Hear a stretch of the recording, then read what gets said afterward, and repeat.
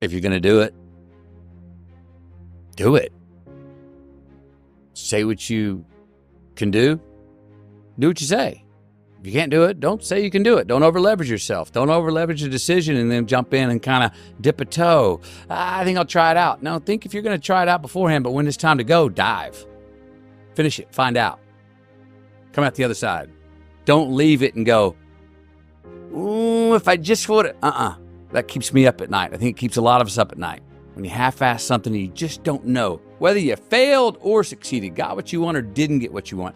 Finding out and looking in the mirror and going, I didn't half-ass it. I went all the way. I found out, and that ain't for me. Or I found out, and you damn right that is for me. That's a great place to get to.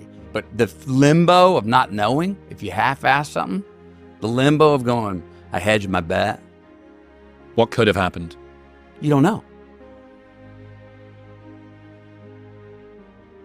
I think part of the challenges in life is a lot of us are running around half-assing ourselves, half-fooling ourselves, not full of ourselves, not studying ourselves enough, not holding ourselves to task enough, not patting our own self on the back when we do get what we want enough, not cracking our own whip on our backside when we do get out of line even though we knew better.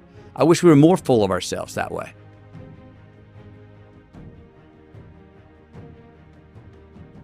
Someone said this to me before.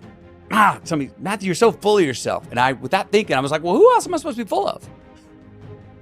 That's a good line. And I stopped after. I was like, that's exactly what I meant. And I went and wrote that down. I wish more people were more full of themselves. Not in the arrogant way, but I'm talking about a healthy ego to understand. And I understand the ego's difference between I and me.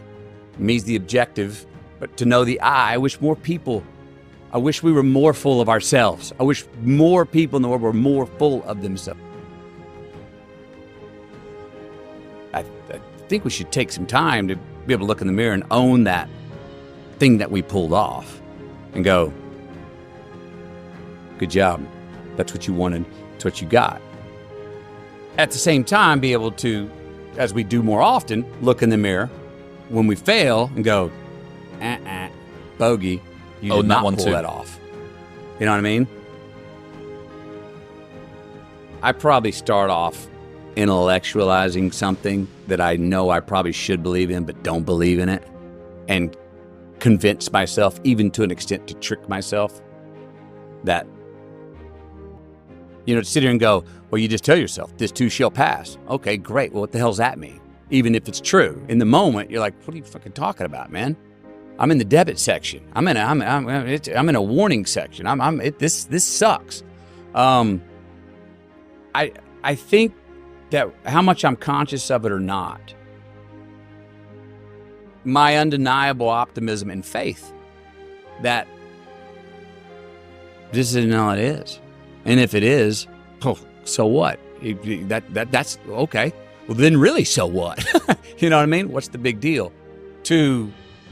It minimizes, I seem to have a tendency not to make a bigger deal out of things that other people make a bigger deal. Dramas. I don't like to create false drama. When it comes and it's hard, I am affected. I get the blues. I get sad. I get mad. I'm a shit to be around. I can't get to sleep. I got demons in my own head trying to work the riddle out.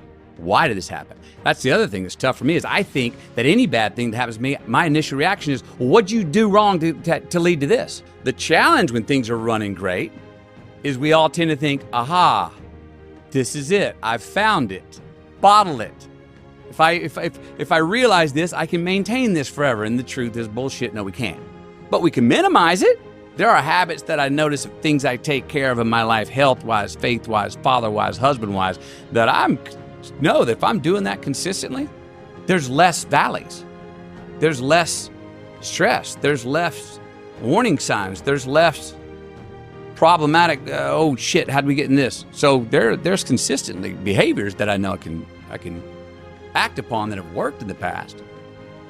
Happiness, you can't guarantee it, but there is a science to satisfaction. There you can look at habits that engineered less pain in your life, maybe more pleasure, but at least less pain.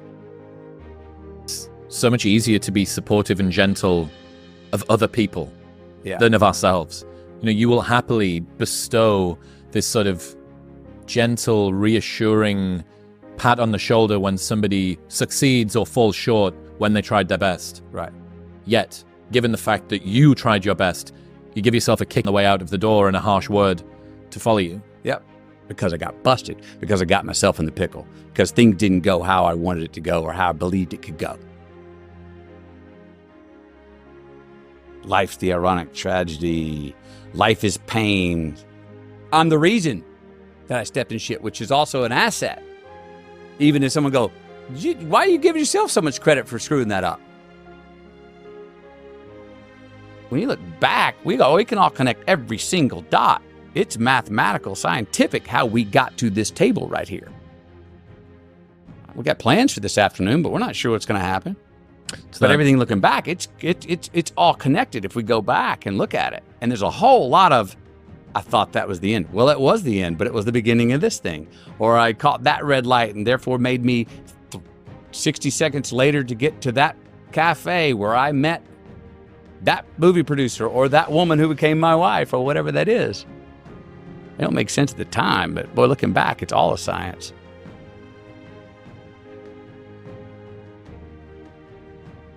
You know, we always say, well, who are you? You know, once you figure out who you are.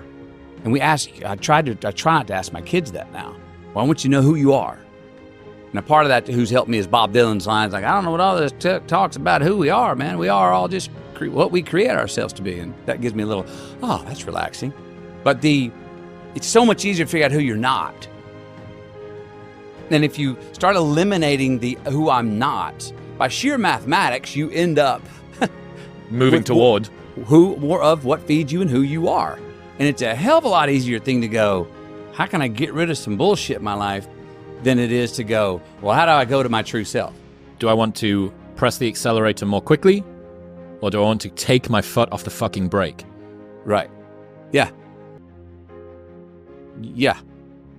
And sit there and because I'm banging my head here, and I'm going to eliminate some of that stuff. I want to get some of those things out of the way that had another hangover. I drank the same amount. When I didn't, you don't usually have a hangover. Oh, maybe it was the conversations I was having.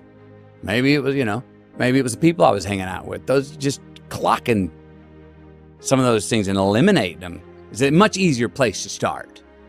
And maybe more valuable.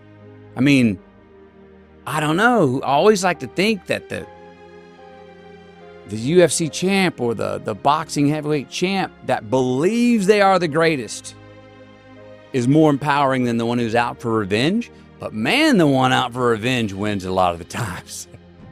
The one who's pushing against. Yep. Now I'm going to get back at you. Rage. Nothing gets more shit done than that emotion of rage. Yep. We like to say, no, freedom and light is the one that carries it. Man, I don't know. That's maybe too evolved for us to really grab a hold of. Rage and anger and revenge are mighty powerful emotions, man.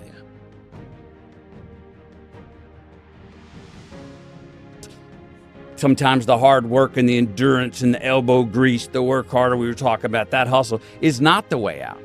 Sometimes it's I need to back up, laugh, have a sip of my favorite whatever, and dance my way through the raindrops out of this sumbitch. Maybe it's not banging your head on the wall. Maybe it's backing up and seeing, oh, I got a key in my pocket that unlocks the door I've been bloodying my skull over, banging into. Can I try and bottle some science here to why things are going well? And I did find consistencies.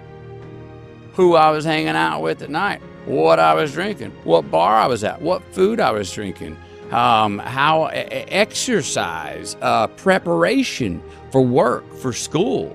And I found things I was like, you were really happy in this segment of your life.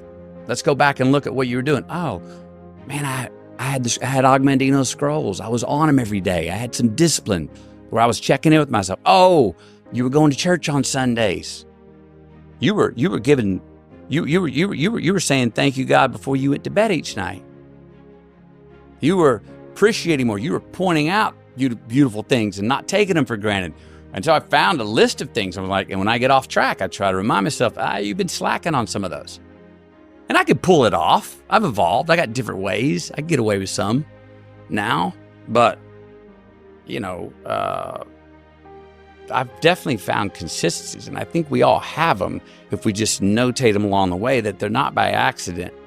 Because we sure as hell deconstruct the reasons when we're in the funk, and we don't believe they're by accident. We can take ourselves to behind the woodshed and show ourselves exactly why we're guilty for every reason and condemn ourselves for every damn reason we got to that spot. Yeah. Well, if we're going to do that, I just say, let's cheers. Let's have a cheers on the way for all the things that will work for when we have shit going right. Also knowing that it's not forever, that we will have a mountain to climb here shortly. We all want to be relevant, but I think we all forget to ask ourselves, relevant for what, before we chase our relevance or chase success. I think there's a difference between success and profit. I mean, profit does pay you back. Can you do things, and I love money, I'm all for it, but I see a lot of one-way tickets that are, you can get successful, have more money, but not be making a profit in your life. How many times we sacrifice quality for quantity? The two don't have to be separate. Now, you may have to make some sacrifices of quantity to have more quality, but I think we should give quality more credit than we do. Well, are we not ultimately having more quantity in the hopes of more quality? You're sacrificing. But that's not a quid pro quo. It doesn't equal out to that. We believe it will, and hey, it can access. I mean, I got a lot of things now for money I've made that I'm like, damn right, man. I'm glad I have that. That makes my life not even more convenient. I actually like that more. I like what I can do with my family more with that. I like what Camille and I can do as a husband and wife. I like what I can do solo even more with that and enjoy it. And again, it feeds me. But would I be any less happy if I had a 30, a 40, a 50th of what I have right now? No. I know that. I know I'd be any less happy. No way I'd be less happy. Do I want to give all that away and say, well, will it make me poor? Sometimes I'm like, yeah, you need to be more poor. Other times I'm like, no. Don't be getting the imposter syndrome on this one. You're using it for pretty good. You could use it even better, but don't get mad at it. You know what I mean? I think we just need to ask ourselves that question, relevant for what? And also in the pursuit of quantity, which is what the world rewards, ask ourselves, read through, watch out, just drinking the Kool-Aid and go, what is the quality? What do I want? And again, that's a hard question of what do I value the most? What do I really value the most? And it's a hard question to answer, but if we can answer that, make sure it makes us answer the quality question of what we want more of. And not just the quantity question. Because a lot of us, I've done it too, been blind as could be, chasing the quantity to see, let me see if I can get the biggest number. That's dopamine, Matthew. Dopamine, Matthew. And I'm pretty damn good at it. If I want to put on my business hat and go, that's all I'm going to be right here, found out I'm pretty good at it. But I don't want to stay in that dopamine, Matthew, on that. Because I don't get the reward. I get the reward of the acquisition, but the acquisition does not equally pay back the dopamine of the getting. It's the conquering. That's the hit, you know. Redefine. Everyone can have their own definition of success, and ask yourself: can I have quality with the quantity, and can I have profit with my success?